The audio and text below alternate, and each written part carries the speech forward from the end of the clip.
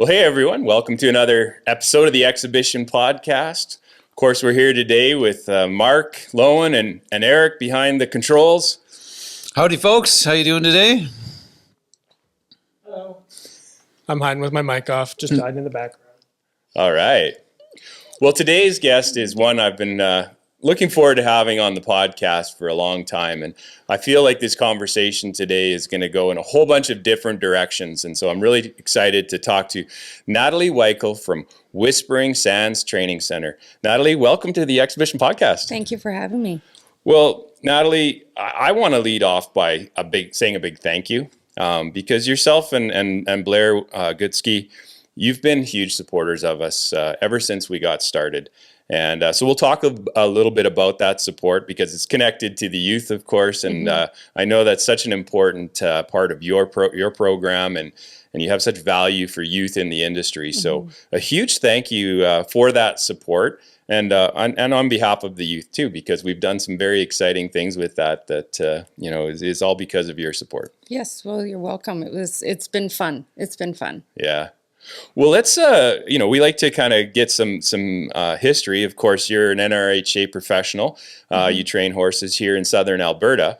But those roots go back to Saskatchewan, if I'm not mistaken. Yes. Is that correct? Yes, back to Saskatchewan. So tell us a little bit about your time in Saskatchewan before you came here in Alberta. Well, I was raised in Saskatchewan. My start in horses was to do the all-round. We showed Appaloosa since we were little kids. And so my roots are there. Did a lot of stuff with the youth there. Saskatchewan was very big in the Appy where they had lots of youth teams, their national youth teams kind of thing. And so one year, a pile of kids didn't make the team. And they were a lot of the ones that rode with me. And so they sat there, said, well, let's make our own team. Okay. And I'm like, okay, I guess we're making our own team. So we did a whole pile of fundraising and went to the Appy Nationals because they were all the reject kids that were supposedly not good enough. The misfits. To be on the team. Yes, and that year, and we won it. So Whispering Sands is the only, Whispering Sands Training Center is the only thing that's on that plaque. It's always been Saskatchewan or Alberta or whatever provincial teams. Yeah. And so Saskatchewan is the only, we are originally from Saskatchewan, but Whispering Sands is the only one that's on that plaque. Okay, that's bringing up a lot of questions for me. I don't know if listeners can hear, but we've got a lot of wind going on today. Those Chinook winds, I believe they are howling across the plains. And so if you're hearing some wind in the background, certainly it's our apologies to you, but it's the sound of the prairie. So, yes. Yeah, you talked about your place here in Alberta. It's kind of tucked away from the wind. So where are you now? Yes. So we're just by Millerville. So I ride out of Black Diamond Land and Cattle, and it's right across from the Millerville racetrack. So it's kind of just hidden in there, and you don't really see it. And yeah, there's no wind there. No, you're so lucky. No. Look at that smile on your face when you say it. I know, because when you're from Saskatchewan, there is nothing but wind. Yeah. Yeah. Oh, man. Yeah. So how long have you been in that Millerville area? For about 4 years. 4 It'll years? be coming 5. Yeah. Okay. Excellent. Yeah. Yeah. So I'm tracking that back 5 years ago. I mean, that's post COVID. Is that right? Mm-hmm. Yeah. Mm-hmm. Just kind of, at that little cusp. Yeah. Mm-hmm. And it's a beautiful property. I mean, we talked a little bit off camera, so I'm bringing it up now. Yeah. I mean, your place was used for some film production. Is that right? Yes. They have done a few little things. The Airbnb's been used a few times, and then last year they used the ranch. Did one of the outdoor arenas. It should be, I think I don't know when it's coming out, this spring, summer, their next episode series. Yeah. So you're in the foothills. Do you get the panorama of the mountains? Beautiful views. Beautiful views from the outdoor. That is just gorgeous, gorgeous country. Well, you're lucky to be there and no wind, as you said. Mm-hmm. So then as far as, that move from your youth that you talked about, at what point did you become an NRHA professional and start to go down that path? Pretty much when I was done college, and then I went and worked down in the States for a while, and then come back to Canada and just, started riding more reining horses, and that's where it all started. And that's still in Saskatchewan. Yes, still in Saskatchewan. I've only been out here in Alberta since 2000 and the end of 13. Yeah. Yeah, yeah. Where did you go to college? I went to Olds College. Yeah. Yeah. That's starting to be a kind of a trend of our guests on here. We've had other Okay. guests who have attended Olds College there. Yeah. So Yeah. it was a good experience for you. Yeah, it was a great experience. It was a good kind of stepping stone and, learn some stuff and then, go, where do I want to go? Yeah. Yeah, something I talked about because my professional degree is a teacher. But the first classroom where I was working on, the principal asked me, he said, what do you want on your title? Bachelor of Education or whatever. And I just said, Bachelor of Hoop Jumping. It will be fine because to me, that's what university was about. And I've talked to my daughters about that.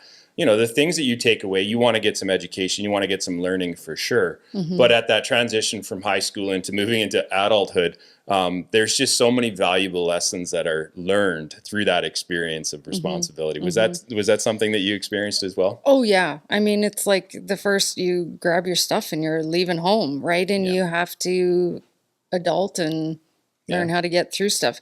Met some really good friends, different pieces of, where do they want to go? What do you want to do?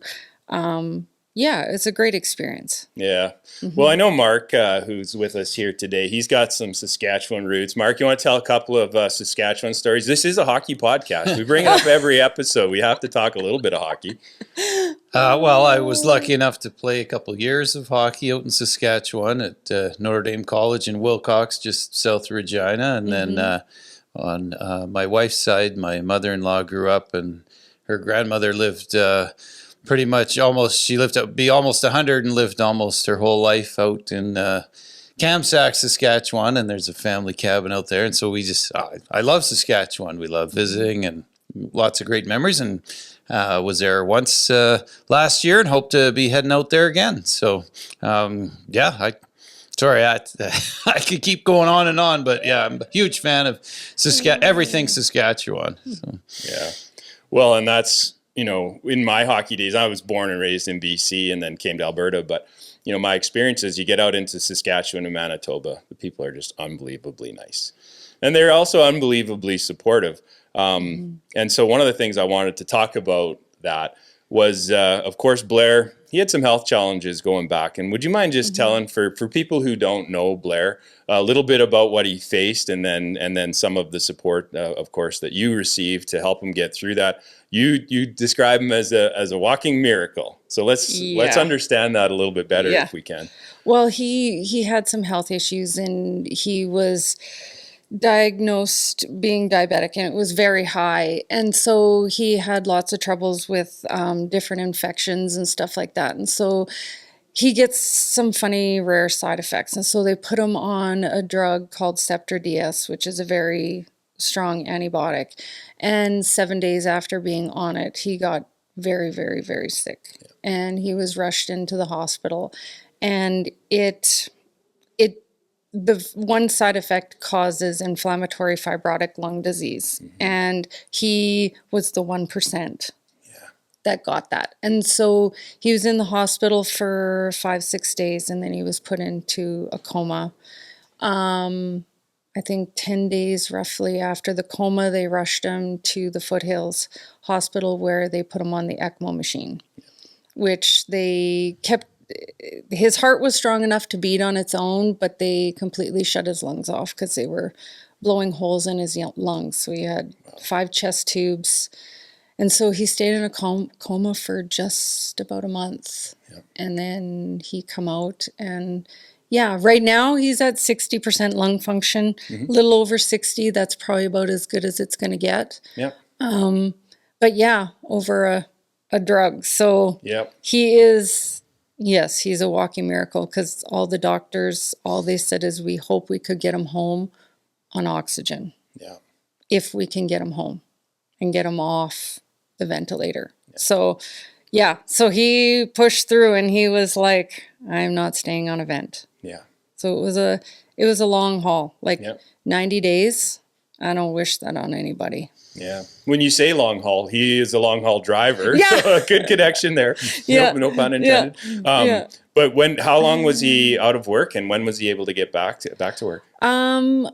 Well, they said that he would be lucky to do anything a year out of being a hospital. He was back driving a truck about 6 months after. Wow. Which, Stubborn guy. Eh? oh yeah, yeah, it's probably why he's still here. Yeah. Yes. Wasn't ready to go. No, Well, no. I've come to know Blair well. I feel like I've come to know him well, and sometimes he'll be hauling down the road, and we'll get on the phone and we'll talk for an hour. But when I see him at the shows, I mean, he just has such an incredibly dry, sarcastic sense of humor. Yeah. And I think I think it's fair to say, maybe he'll let me know otherwise if he listens to this, but he kind of gets off on being a little bit scary, kind of scare people, but he's got this big teddy bear heart. Yes. And he's just he's just trying to get a laugh. Yep. And so I really appreciate having gotten to know him as well as I have, and seeing him at the shows. And he does have his opinions, and maybe we can talk about some of those things, because the industry isn't perfect. There are challenges, and I think one of the things we do is to try and do things differently, and try and hopefully do things better. Sometimes we make mistakes, but sometimes we have some wins, and but no, that might come up. Just before we move on to some of the more horse stuff, because I think that is something that, you and I have had some conversations, and I look forward to getting into that. But I just want to understand just a little bit more context. So Whispering Sands, is there something in the name? Well, it used to be, both me and my sister train horses, and we're very much the same age. And so she's now raising kids and not doing that. And so kind of like WS was supposed to kind of be Weichel sisters. And a little bit where I was in Saskatchewan, it was a natural sand bed there. And so when the wind would blow, we had sand dunes pretty much. So it kind of just fell in. Yeah. Yeah. That's cool. Yeah. Well, that's great. Well, I just, I can't remember if I've heard that story. I forget a lot of hockey. It hits the head in my hockey days, but well, that's great. So, if we talk about your program, why don't we start with the youth? And what you see as being important to making sure that the youth continue to participate in reining and in other disciplines as well, ride horses. But what are some of your thoughts on the youth, where it's at, where we can go? Well, I mean, I think it's great. I mean, that's where it kind of starts a little bit to get them in. I mean, not that there isn't older people that start, yes, but the youth is supposed to be our up and coming kind of thing. And I mean, and my roots always was back showing all breed. It was like all about the youth, and that's where it started. So for me, once I got old enough, now I'm like, okay, well, now I need to give back. Let's get these kids going. So I mean, I think great, offering some saddles. I mean, the youth, they don't have a lot of money added into anything, and they have little prizes and stuff like that. And I think offering them something big is going to hopefully keep bringing more back. Yeah. Yeah. No, it's true. I mean, and I made the mistake the one time of not having youth buckles at our show, and somebody let me know. It wasn't you. But no, people let me know when I make mistakes, and no, like you said, the money isn't there. I don't think it's meant to be there. It does. The entry fees are very low. Of course, for the youth, for anyone listening who is possibly interested, it's great, because when you enter an NRHA youth class, you don't have to own your horse. And so that's super important. The entry fee is generally around $10, because the NRHA restricts it as a maximum of $10 US. Everything in the NRHA functions on the US dollar. But that's it. You don't charge a judge fee. And, if you're only going in youth classes, then you don't pay an admin fee as far as your registration that goes. So I feel like the NRHA does a good job of keeping those costs low. But as you mentioned, the paychecks aren't going to be there. So those prizes, the buckles are great. Other prizes that we've had can be really fun. But your generosity has helped us give away, for the last 2 years, saddles in our saddle shootout, which we typically do at the exhibition show. And so we've had a couple of winners, and I know that that they have shown you by their appreciation, how much that has meant to them. Oh yes. Yeah. Yeah. Yeah. It's been great. I mean, one of the funnest classes to watch. Yeah. You know, those kids just putting it all out there. Yeah. And so that's the way that we've run that class. Is it's a shootout final. Of course, any youth are eligible, going right up to the 18-year. And so, yeah, last year at the exhibition, of course, we ended up with a tie. And we had to have a runoff. Yeah. And oh my goodness, it was very exciting. And so I hope that the youth can continue to grow in numbers. You know, there used to be, well, there still is. They'll do a youth tournament at the Summer Classic, I believe. And what are some of the opportunities for youth to go even experience the world? I believe young Eva Myers now is going to be going to Brazil as a part of that, which is super exciting. Do you know what some of those really cool, exciting opportunities are in the industry? I haven't looked a lot into it. I know, like, years ago, like, I took a team down to Lexington, Kentucky, and did the Youth World Cup, and, you know, took the Saskatchewan team again. Off we went. Green. And so, like, those things are great if you can get into it. I mean, you don't hear a lot about stuff like that. You kind of have to go digging, or have that youth or that family that is like, where can I get my kid into some stuff? Yeah. Right. What is the entry point? I mean, so if there's a youth out there listening and they wanted to come by, you know, your ranch and ride, what does that look like for a young rider?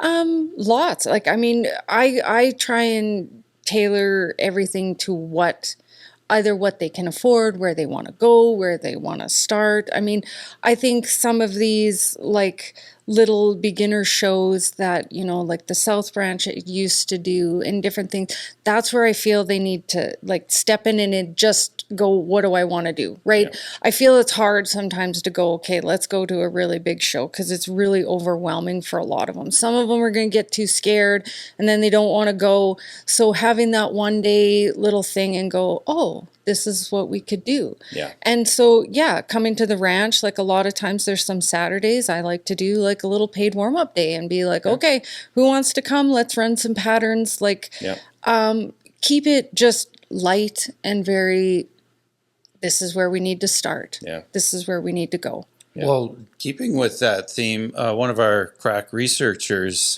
Danny, no last name, keep her anonymous, she was asking me if I could ask you if you're excited to judge one of the Spark shows coming up. Am I putting you on the spot for that here? No, I'm looking forward to it. Looking forward to it. I think it'll be fun. I think it'll be great to see who's going to all show up.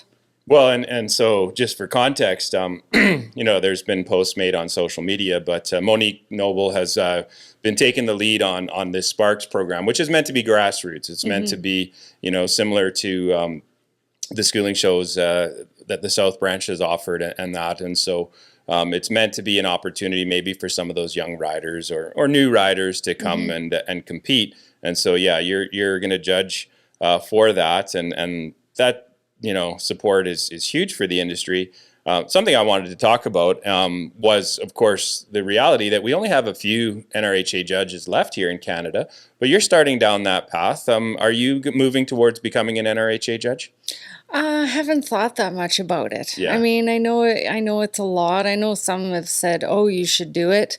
I haven't got my head around it yet if I want to.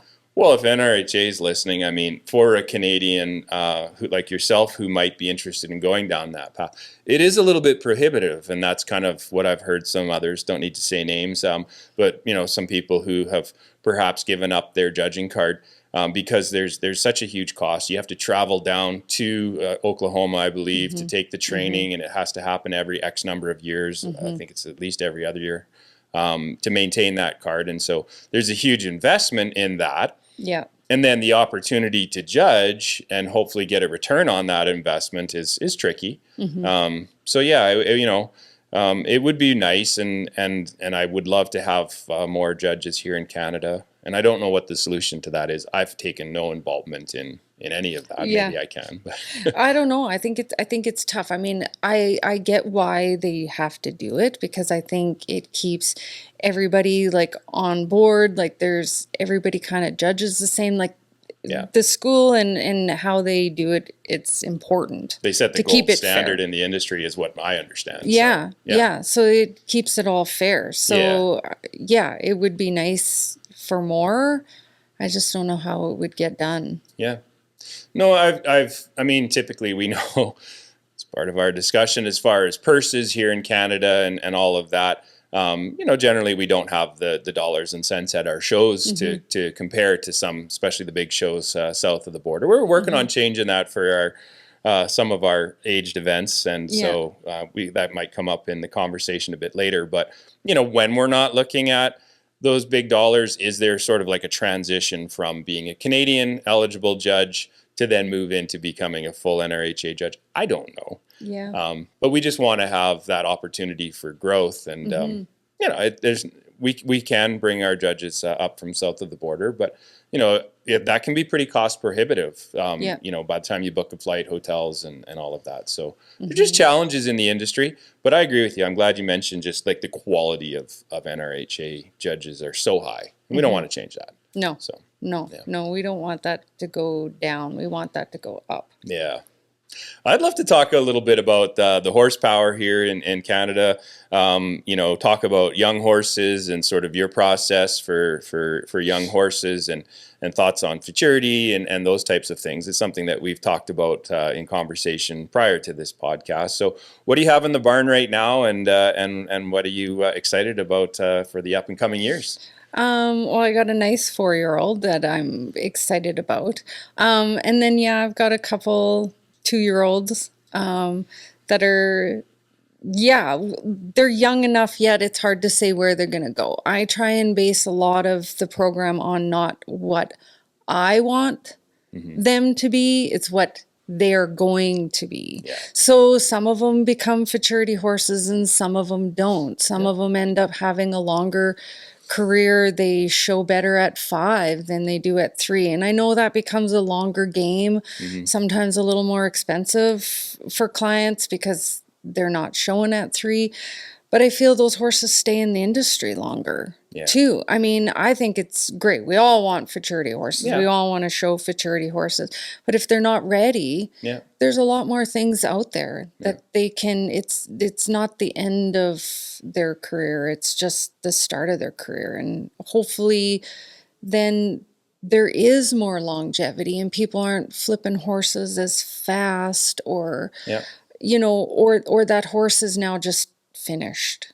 Right. And I mean, we've seen lots that have been burnt out in the industry and lots that are great. So, I always have hopes. I like, those first 10, 20 rides on those babies, you're all excited. And then as the years go, you're kind of like, this one's not going to make a 3. We're just going to wait and show them at 4, or 5, which is great. How much of at that point is it is it the physical talent and capabilities of the horse? How much of that is the mind? Because I'm guessing that those are 2 huge considerations. Yeah, I mean, a lot of them can have the mind and some aren't physically strong enough. And so that's where I feel it's always tough. It's that little bit of that slippery slope going, this horse could mentally do it, but I don't know if they physically can. Yeah. And so I don't know, just years of riding, you just kind of know which ones you can push and which ones you have to go, I'm just going to have to play the long game. Yeah. I wondered too, like as far as purses and that go, and we've been excited about, excuse me, growing, a nice purse for our futurity. But, I've had people, and I feel like there's some trends down south where that 4-year-old year, or even then the 5 to other age 7 or 8 derbies, that if we can focus on putting bigger money in those classes, there is that at least it's incentive and possibly financial reward for that owner who's patient. And maybe that can translate into horses with a longer show career. Would you agree with that mindset? Oh yeah, I think it would be great. I mean, having some longevity and a lot, like, I don't know, I feel up here there's owners, but there's a lot of owners that still show and ride themselves. They just don't want to be the owner. So to have those horses have a longer life is great, and have more money there so that they can show later on is good. Yeah. And for me, knowing that the industry is actually found, the foundation is in that Green Rainer youth, as we already talked about, those rookie levels, and as they move into the non-pro. But when you have strength in those levels, you have a really strong industry.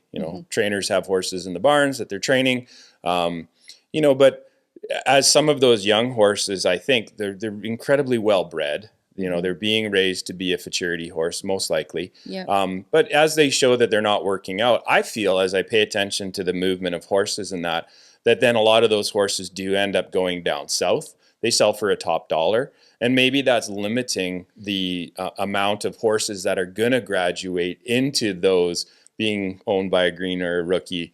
Am I off base on that? Or do you feel like there's things that we could do to maybe expand that market for them? I think it's tough. Like, I feel like the money is down there. Like, the horses go for more than they do up here. And I find right now there's a lull of really finding some good 5 to 10-year-old horses for people that want to get started. Yeah. Like, they're hard to find. Like, I've been looking now for a little bit for a few, and they're just not around, or people aren't advertising them. And so I don't know if that's because we haven't been breeding enough, or they're just being sold for more money down south and we can't get our hands on them. Yeah. Right. Yeah. I mean, with the run for $1 million effect, I mean, the industry expanded exponentially, and that supply demand, I mean, that certainly increased the cost of having an NRHA ready horse. Yep. And so, I'm very excited about the growth that we've had through our reining incentive program. I mean, when I look at last year, when we did offer our futurity, there were over 60 horses that had nominated as 3-year-olds, available to show last year. And I know they weren't all coming to the show, but that's a pretty significant number. So I haven't looked to see what the number of 3-year-olds we have in the program this year. But I feel like maybe there's some responsibility on us. So we made the decision to make our derby here at our spring show a 5 to 8-year-old derby. And again, that's following the lead of what we're seeing down south, again, at some of the bigger shows, expanding that derby age. But something else that we want to look at is transitioning into a maturity, where again, try to make that investment on behalf of the owners longer, so that those horses can maybe stay here and have value. And I don't know, do you have any ideas as far as what we should be doing to try and help that growth? I think it's great to add some, to 5 to 8. I think it's great. Even a maturity class, like anything that can keep people wanting to keep coming back is always a good idea. Yeah. So, I mean, as far as your training program goes, I think you have an opportunity to grow. Is that correct? Like you can take more clients on and that. So, as far as like what that experience for a client of yours looks like, talk to me about that. Oh, what it looks like, a lot of it usually comes down to, I mean, we have a conversation and going, okay, where do you want to go? Where do you want your horse potentially to go? So I cater it all very streamlined to more what they want. I have had some clients that can't go and buy that finished horse. So I'm like, okay, well, I guess we're buying a young one, and I guess we're gonna make you one. And sometimes it works, sometimes it doesn't. I've had some really good clients that, we've had to flip-flop horses a little bit. And they get to enjoy the process. So, I mean, they have sat on their 2-year-olds and sometimes their 3-year-olds and take them for a spin and ride them, so that they don't feel like they just have to sit there and not enjoy the whole process, right? And some have bought some older horses, and it's great, but I do try and really make what works for them. So that they can feel a part of it and keep growing and growing and growing, instead of going, well, now I don't have a horse and I don't have the money to play. Yeah. So we try and just keep them in it. Yeah. No, you're so well situated, especially for our shows and the ones we do in Claresholm and even here in Calgary. But as far as the Western Canadian, industry, there are great shows out in Saskatchewan. Of course, your former backyard and that, where you can go out and maybe participate in some smaller, less pressure shows. There's great shows out in BC that are available for people to go to. So, there are opportunities, I think, for all levels of competitors to get in and hopefully enjoy their horse. Yeah, I'm curious. Mark might have some more questions for you, but are there any questions that you think I should ask you and say, hey, maybe something that people don't know about you that you're like, hey, let's talk about this here today. What something about me that people don't know. I'm not even sure. I mean, I'm excited to hopefully have another saddle for this year, if that is something that you're interested in doing. I mean, I'm glad you we brought that would up. really, really like to hopefully see it happen again. Well, my understanding, and maybe we're letting the cat out of the bag here, but as far as the saddle goes, you're supporting Saskatchewan this year. Is that right? Is that public or is this? Yeah. They put it out on their page, I think, on their Facebook page. Yeah. Awesome. Tell me a little bit before we get into what we hope to do this year with our exhibition shows. But tell us about what's happening in Saskatchewan. It's their 50th year, and so we were asked, like, what do we want to do for Saskatchewan, right? And we've always supported a little bit, but we haven't done a lot in Saskatchewan for a while. So I was like, this is an opportunity to give back to our roots. So Chester approached us and we're like, what do we want to do? I think we should do a saddle. Like, let's do a saddle. So so we just jumped in. I'm so glad you are. It's been a highlight on our calendar. I believe it's going to be at their Stakes and Futurity in October. We've been going to the Stakes and Futurity in Saskatchewan. It used to be Moose Jaw, and we go to the little Golden Nugget Arena. Is that what it's called? It's an old hockey rink turned into a show pen. So it connects to our hockey podcast here. Yeah. Now they're in Saskatoon, and so we've been going there for years. It's a great show. It used to be the last show on our calendar. We do have some others that we do later in the year now on the cow horse side. But their youth is great. They are enthusiastic. They do a musical ride every year as part of the opening ceremony for their futurity. Whenever they offer their what's the word I'm looking for? When they dress up, come on, freestyle. Some of the youth participation in the freestyle over the years has been just awesome. And it's funny because, of course, we've been doing this for so long now. We've seen some of those youth grow up and become really good riders. No,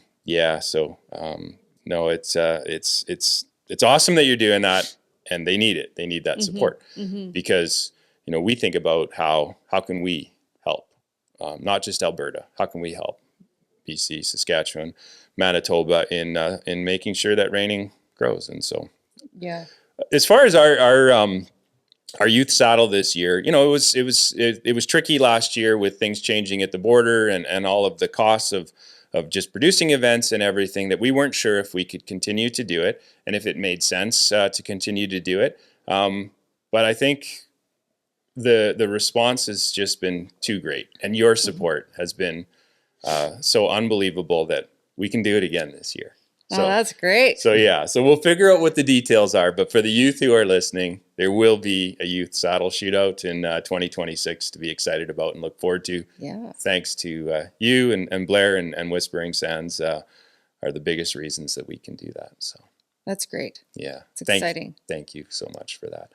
Yeah. Well, I do have another question from, with help from our research staff here, because I'm sure I know the answer to this, but if we could get your perspective as I was also a judge, but a competitor and owner and trainer, and of course, a great sponsor. Thank you again very much to you and Blair and Whispering Sands on your opinion of the importance and their place of schooling classes and how those fit in best to shows and training your horse and the horse. Give us the horse's perspective if you can. Well, I think the schooling classes are real important. It helps keep those horses at the top of their game to keep going, because you can only run them wide open all the time, and you do need to get them in with a little less pressure. And it's a good place for some people to start too, that are very nervous and going in, and it's a cost-effective way to get them in, to get them prepared to then go, I think I can spend more money on that next run. So you have to have a little bit of both. I mean, I feel there's always a good balance there somewhere. Like, you can't always support the top and always be focused on the top, and you can't always be just focused on the bottom. Like, there's a good blend there somewhere, and sometimes that's hard balance to find. Yeah. But it's important. Yeah. I mean, I former teacher. So when the schooling class came up as a thing, like I didn't understand it, because of course, we would sometimes sit in the chair for 120 runs of schooling, and so, but I've asked a lot of questions, and you've explained it well. I guess the horses will start to cheat. Is that what's happening? Oh yeah. They can get really smart, right? And sometimes, if they've lost some confidence somewhere in that run, or either the rider didn't help them out, sometimes getting them back in to go, this is okay. Yeah. They're not machines. I think that's what makes it the most fun, is that you can't just turn the key on and off. Like, they're a living, breathing thing, and you have to find a way to work together. Yeah. And so it's not always easy. Something that I believe we talked about this. Did I tell you about like how Mexico has their own aged leveling in for Charities Derbies, any of the aged events? Have I talked to you about that? No. Okay, I'm going to put on my teacher hat here. I don't think I've talked about this on the podcast, and Okay. it's a pipe dream of mine, because I guess it was over a year ago, and I haven't made the call to the NRHA. So maybe somebody who listens to this wants to make a note to the NRHA so we can start that process of having our own aged leveling here in Canada. So what I would encourage people to do is on the NRHA website, if you go into the, oh my goodness, I believe it's under the standings, but it's where you find last year's top 200 earners, because that's important for the NRHA's leveling in the level 4321 under the aged. Okay. So some of those qualifications are based on last year's NRHA earnings. Some of those qualifications are based on lifetime NRHA earnings. And so it, as we create that level 4 aged event, it's open to the world. Mm-hmm. Any open riders there. And then as you get into 3, the way that you level out is based on the previous year's earnings. And then as you get into the 2 and the 1, then it can be based on the lifetime earnings. I don't remember what they are. But the biggest thing is that we talked about it earlier in the podcast here. The dollars that they're playing for south of the border right now are so much greater than ours. Mm-hmm. And so for the opportunity for our Canadian competitors in those earnings to level out, we only have 2 levels here in Canada. Mm-hmm. We have our level 4 and we have our level 1. Yeah. And to be fair, a vast majority of our open riders are all level 1 eligible. So, when we look at that, then we almost only have 1 level here in Canada. And that's not the case. And so what I found is on that page that I was referencing on the NRHA's website, they have specific age levels that are for Mexico, they have Europe, and they have some other places in the world. And we don't have that here in Canada. And maybe years ago that it wasn't necessary. I do believe it's necessary now, because what I would like to see is an opportunity to have at least 3 levels, ideally 4 levels for our open riders, even our non-pro riders, so that it creates a fair opportunity for everyone to be earning money. And partly that's for the riders, but I would say more importantly, that's for the owners. Yeah. Right? That investment that they're making and to just have a paycheck and some earnings come back for their horses. So honestly, I've looked at the numbers, I've run the numbers. If we just did exactly what Mexico does, and I don't remember the numbers off the top of my head, but basically $50,000 of lifetime earnings is what kicks you into that level 4. Okay. So if you have less than 50,000, you're going to be eligible for 3, and then I think it's like 25,000 and maybe 10,000.